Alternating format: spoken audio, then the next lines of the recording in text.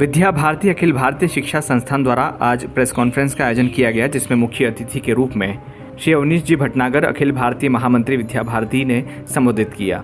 इस दौरान जारी किए गए प्रेस नोट में जानकारी दी गई कि विद्या भारती अखिल भारतीय शिक्षा संस्थान देश भर में बिना सरकारी सहायता के शिक्षा के क्षेत्र में प्रयोग करने वाला सबसे बड़ा संगठन है, जिसके माध्यम से देश भर में लगभग 22,000 विद्यालय संचालित होते हैं, जिनमें 12,000 से अधिक औपचारिक विद्यालय हैं। परंतु समाज का एक बहुत बड़ा वर्ग ऐसा भी है जिसे अभी भी शिक्षा एवं संस्कार की आवश्यकता है, अर्थात वे जनजातीय क्षेत्र हैं, पर्वतीय क्षेत्र तथा अन्य चुनौतीपूर्ण क्षेत्र है, जहां शिक्षा की व्यवस्था हेतु शासकीय या निजी विद्यालय नहीं है, क्योंकि वहां के निवासियों की शुल्क देने की क्षमता नहीं है।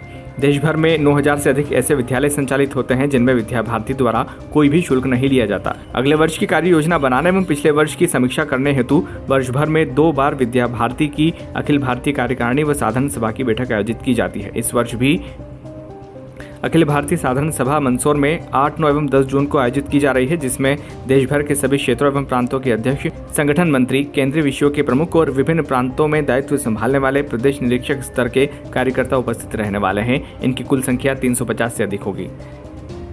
इसके अलावा कई जानकारी प्रेस कॉन्फ्रेंस में दी गई। उसमें विद्या भारती की क्या भूमिका होगी? नई शिक्षा नीति बनकर घोषित हो चुकी है।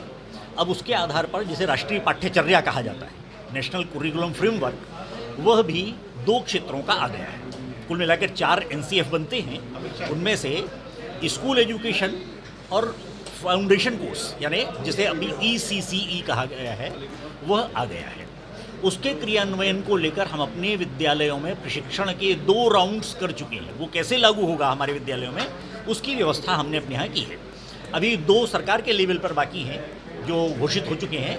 एडल्ट एजुकेशन, प्रौढ़ शिक्षा का पाठ्यक्रम, और टीचर्स एजुकेशन, शिक्षक शिक्षा का पाठ्यक्रम, वो अभी आना बाकी है।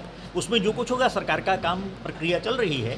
NCERT, CBSE, KB, इस प्रकार की जो सारी संस्थाएं हैं वो मिलकर उसकी योजना कर रहे हैं। उसमें अंततः जो आएगा उसमें हम अपने हिसाब से उसके क्रियान्वयन में सहायता करेंगे, सरकार के साथ और सरकार को सहयोग करते हुए। हम जिस प्रकार की इस देश की शिक्षा व्यवस्था के लिए आवश्यक है, हम वो सारे काम करने के लिए पूरी तरह से तैयार हैं। शिक्षा का जो उद्देश्य है, मूलतः देश के लिए अच्छी अगली पीढ़ी का निर्माण हो, उसके लिए जो जो अच्छे काम सरकार कहेगी, हम उन सारे कामों में सहयोग करने के लिए तैयार हैं। NCF की घोषणा के साथ ही हमने उसका प्रयोग शुरू कर दिया है, प्रशिक्षण के कार्यक्रम, क्योंकि अल्टीमेटली कोई भी नीति बनेगी तो नीति का क्रियान्वयन तो तभी होने वाला है जब अंततः वह कक्षा तक, क्लासरूम तक पहुँचे। किसान के बारे में, खेती के बारे में कोई नीति बने और किसान को न मालूम हो तो उस नीति का कोई लाभ नहीं। हमने इसलिए शिक्षकों को अपग्रेड और अपस्किल करने के लिए प्रशिक्षण के कार्यक्रम बहुत तेज़ी से चलाए हैं पिछले लगभग 3 वर्षों में हर प्रांत में।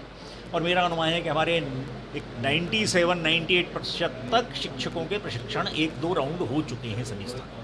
जो ईसाई मशीनरी, दूसरा आपका संस्कृति बोध परियोजना है, आपका एजुकेशन का उद्देश्य अलग है, ईसाई मशीनरीज का उद्देश्य अलग है, उसका कैसे मुकाबला करेंगे? हम किसी के मुकाबले में नहीं हैं, हम कंपटीशन नहीं मानते किसी से। हम शिक्षा के क्षेत्र में और इस देश के लिए अच्छी अगली पीढ़ी तैयार करने के काम में लगे हुए हैं।